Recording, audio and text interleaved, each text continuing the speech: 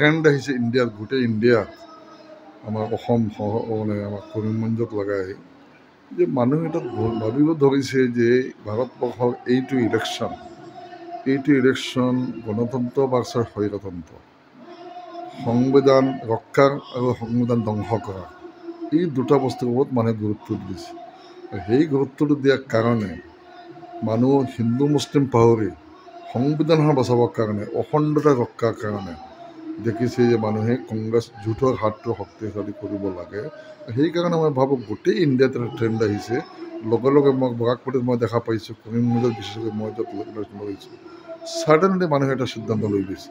গোটেই মানুহ কৈছে ইয়াতে এই যে বিভেদকামী যিটো ৰাজনীতি কৰি আছে এইটো ইয়াতে নচলিব, বিশেষকৈ অসমত। কাৰণ অসমত আমি শান্তিপ্ৰিয় মানুহ, আমি চবক লৈ চলিব বিচাৰোঁ। ইয়াতে অন্তত এই বস্তুটো যে নচলে, সেই বস্তুটো কৰিমগঞ্জত ট্ৰেণ্ড।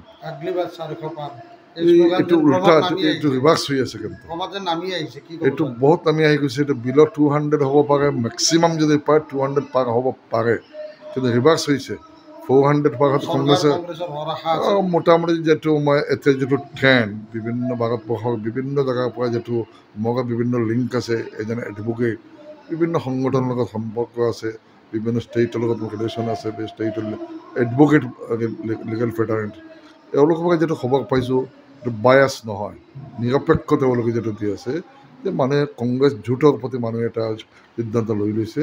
আৰু এইটো গভৰ্ণমেণ্ট অহাটো প্ৰায় নিশ্চিত। নিশ্চয় মই এইটো কৈছোঁ কথাটো।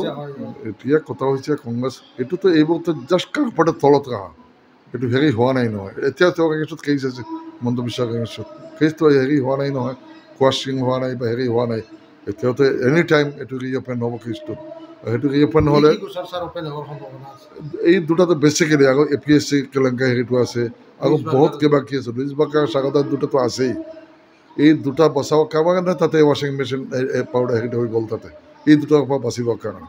এই দুটা আকৌ যে কংগ্ৰেছ আহি গ'লে আকৌ আহি যাব, আকৌ তেওঁ কংগ্ৰেছ আহিব বিচাৰিব। গতিকে কংগ্ৰেছৰ আগতো নলয়, এনেকুৱা মানুহটো নিশ্চয় নলয়, নিশ্চয়তো আহিব বিচাৰিব, তেওঁ পাৰ্টিটো লৈ আহিব।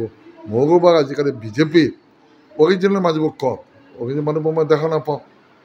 তেওঁ আৰু তেওঁৰ নিজৰ নতুন মানুহবোৰ তেওঁ লৈ গৈছে। সেইকাৰণে বিজেপিৰ তেওঁৰ স্থানটো নাই, তেওঁ আকৌ কংগ্ৰেছত অহাৰ কাৰণে।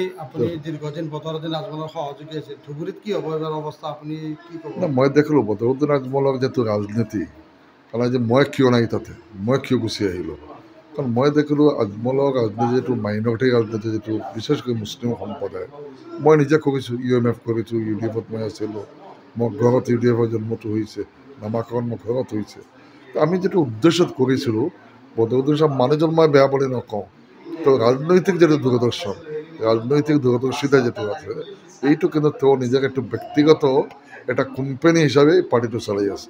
এইটো কোনো ৰাইজৰ কোনো লাভ নহয়, মুছলমানৰ কোনো লাভ নহয়, সংখ্যালঘুৰ কোনো লাভ নহয়। তো এটা পাৰ্টিকুলাৰলি তেওঁক নিজৰ ব্যক্তিগত প্ৰতিষ্ঠানবোৰ লাভ কৰাৰ কাৰণে পাৰ্টিটো চলাই আছে। মইতো দেখা পালোঁ, যোৱাকালি মই মিটিঙত গ'লোঁ, 4-5টা মিটিং মই কৰিলোঁ, মই দেখা পালোঁ মানুহে বুজি পাইছে যে আজমল চাহাব ৰাজনৈতিকভাৱে যিটো তেওঁৰ যিটো দৰ্শন যিটো, এইটো মানুহ ছাপৰ্ট নকৰে, মানুহ ফেভাৰত নহয়। সেইকাৰণে মানুহ দেখিব কংগ্ৰেছৰ হাত বিশেষ কৰি সংবিধানটো বচাবৰ কাৰণে। সংবিধানটো বাচে, হিন্দু মুছলমান বাচিম, চব একেলগে থাকিম, সংবিধান নাবাচিলে একো নাথাকে।